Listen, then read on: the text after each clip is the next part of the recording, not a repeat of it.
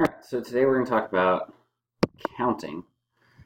So the fundamental counting principle says that if event A has m outcomes and event B has n outcomes, then the number of outcomes in events A and B is m times n. So what this looks like in practice is if you have 2 pairs of shoes, 7 shirts, and 3 pairs of pants, then to find the number of possible outfits, so how many possible outfits? Well, we choose from 2 pairs of shoes, 7 shirts, and 3 pairs of pants, and just multiply those together, and that gives us 14 times 3, 42 possible outfits. Or if a license plate has the arrangement letter, letter, letter, number, number, number, number, so I have 7 characters go on my license plate.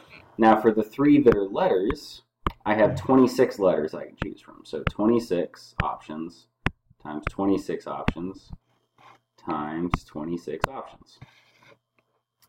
And then for numbers, well, I can pick from the digits 0 through 9, which would give me 10 options. So 10 times 10 times 10 times 10. And all together, that's going to come out to, so I have 26 to the 3rd power times 10 to the 4th power. That is a very big number. 1, 2, 3, 4 zeros, and 4 zeros, and then 1, 7, something, something, something. 1, 7, 5, 7, 6. And 4 zeros. Lots of possible license plates. So how many possible orders are there for 8 people to finish a race? So now I have to deal with the fact that once one person finishes, now I only have 7 people left. So I have 8 people who could come in first place, and then I have 7 people who could come in second place. 6 could come in third, so notice a pattern here. So this is 8 possible first place finishers, or last place if you look at it that way. But once one person finishes, then your number of outcomes decreases for the rest of them. So this is 8 times 7 times 6 times 5 times 4 times 3 times 2 times 1, so 8. And we're going to talk about, so there's a mathematical way to actually multiply all these numbers together. There's an operation for it, and it's called a factorial. And it's over here in your calculator. So it's an exclamation point. It's like you're yelling the number 8 and you're really excited about it. So 8 factorial is 40,320. So right, and factorial is the mathematical operation of multiplying all the numbers from 1 to n. And you write it as n factorial. So you yell n at someone. Okay, so a similar problem, but now we're looking at how many possible orders are there for first, second, and third. So now we don't care about all the people who got 4th through last. So this, we have 8 possible first place winners, 7, and then 6. So this is just 8 times 7 times 6. And that comes out to 336. So there's 336 arrangements if we only care about the first 3 finishers. So this is called a permutation. The number of possible orders to put objects in. So if we have a big group of objects and I want to ask, so here what we did was we calculated the permutations from a group of 8 and how many permutations of 3 can we make. So there's actually a formula for this. So the permutations from n objects, so this is k permutations of size k from n objects, and it's n factorial divided by n minus k factorial. There's also a button on your calculator that does this. So if you go under the math menu here, then and we scroll over to probability, and you see this 2 where it says NPR. It's not the radio station. That's yeah, that was a bad joke. Right, so you actually have to type the number in first. So we did 8 and then 3. So 8 permutation 3, and see, that's the answer we just got. So now a combination is like a permutation, except now the order doesn't matter. So when we calculate permutations, so say this is like Joey, Johnny, and Jeff, then it's a different permutation every time those 3 people come in different orders in the race. But a combination is just how many groups can I pick where the order doesn't matter. So for a combination, so it's, say we had like the letters A, B, C. So there would be, for permutations, there would be 6 permutations of A, B, C, because I could order those letters in 6 different ways. That's 3 times 2 times 1. But there's only one combination. It's one set of letters.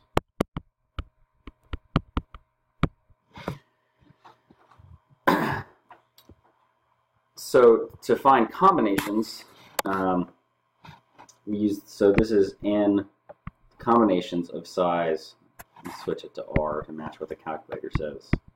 So we do n factorial divided by k factorial times n minus k factorial.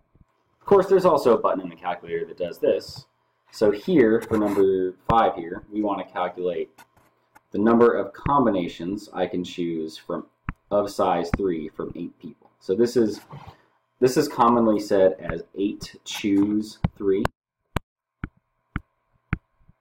8 choose 3, but it's the number of combinations of 3 I can get out of 8. And I'll press 8.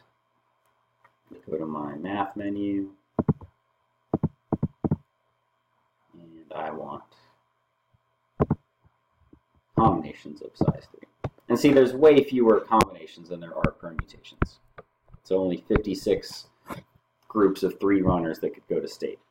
By the way, this 8, so 8C3, a lot of the time this is also written like one big parentheses and then 8 over 3. So this is the same, this is a different notation for writing the same one, for writing the same concept. Okay, so these get really fun when we combine our counting principles with our probability problems. These are my favorite kinds of probability problems, specifically the ones with poker. In a standard 5-card draw poker, so you're given 5 cards, what is the probability of being dealt a flush? So that's 5 cards of the same suit. So remember, to calculate a probability, I have to find, so the probability of a flush is equal to the number of possible, the number of possible poker hands is going to be on the bottom.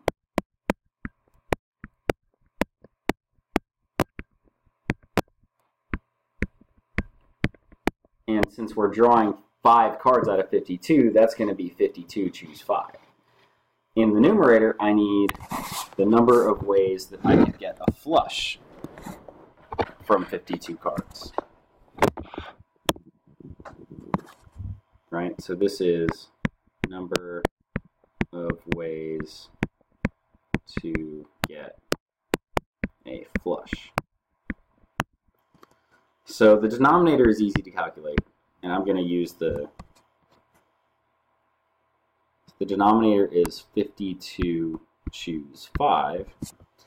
The numerator is where it gets tricky. So there's 4 suits, right? And each suit has 13 cards. So we have 4 possible suits to choose from. And then in each suit, there would be 13 choose 5 possible flush hands. So in total, so for each suit, there's 13 choose 5 possible hands that are a flush, but then there's 4 suits, right? So now this is going to come out to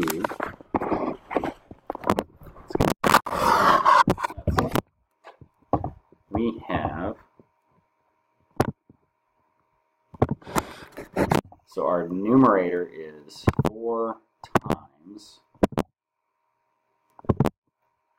13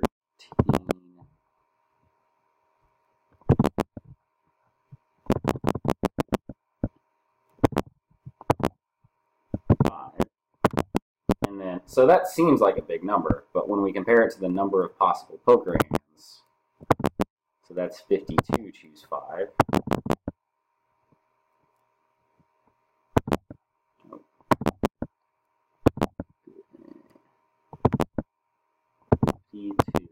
Then you type the number.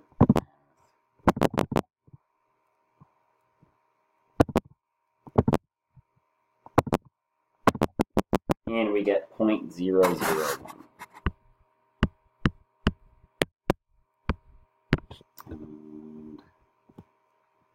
0.00198.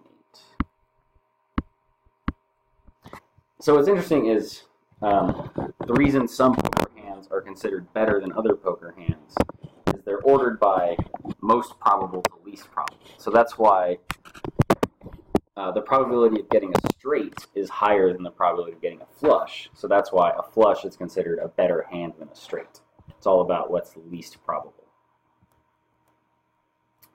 All right, the lottery. So when you buy a Powerball ticket, you select 5 different white numbers from among the numbers 1 to 59, and the order of selection does not matter. So this tells us we're working with combinations again. And then you select 1 red number from the numbers 1 to 35. What is the probability of winning the jackpot? So in order to win the jackpot, all of our numbers have to match, right? So our denominator is, and really, like, there's only, our numerator is 1 because you picked 1 set of numbers. So really, we just have to work out all of the possible sets of numbers that we could get. So our numerator is 1. In our denominator, we have, so the numbers 1 through 59 for our first 5 numbers. So that's going to be 59, choose 5, times, then we have to account for the red numbers, and we're doing 35, choose 1. So 35, choose 1 is just 35. So we have 59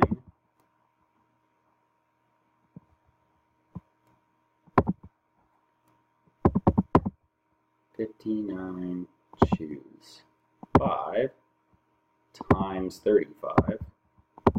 So that's all the possible Powerball combinations that's all the possible Powerball combinations. And we're going to do 1 divided by that number. And don't buy lottery tickets because you won't win. So that was 5.7 times 10 to the negative 9.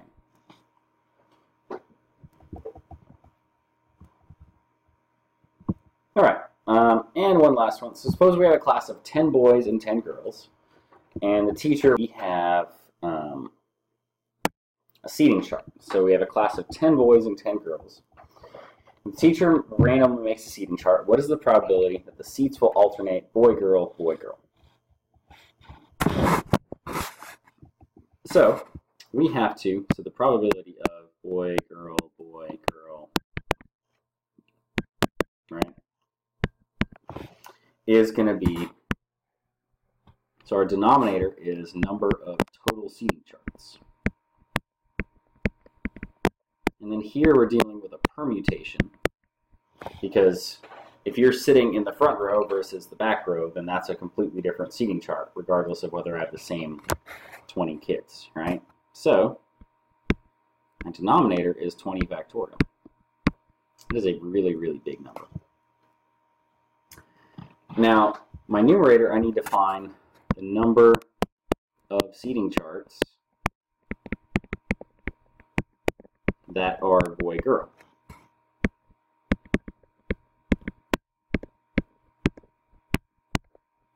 Right? So this is where I find it helpful to sort of draw a picture of what's happening. So let's say these are my first 6 desks. So in my first desk, I have 10 options because I can pick from one of my 10 boys. So then in my second desk, I have 10 options because I can pick from one of my 10 girls. And then the next desk,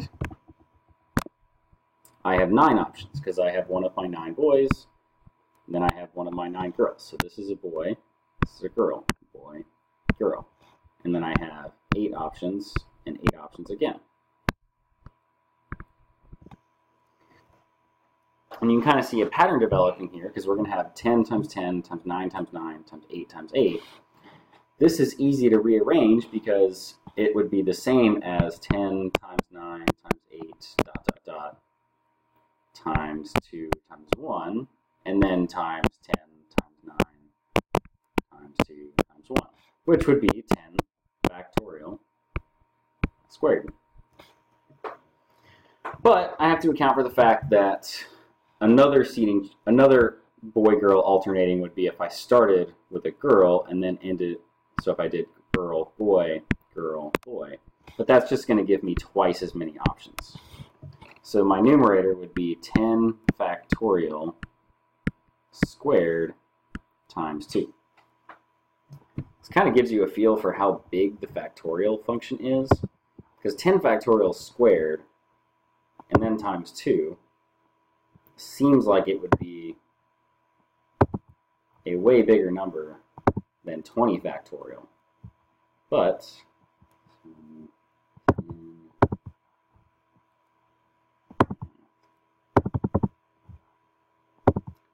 so 2 times 10 factorial squared is something times 10 to the negative 13, but when we divide that by 20 factorial,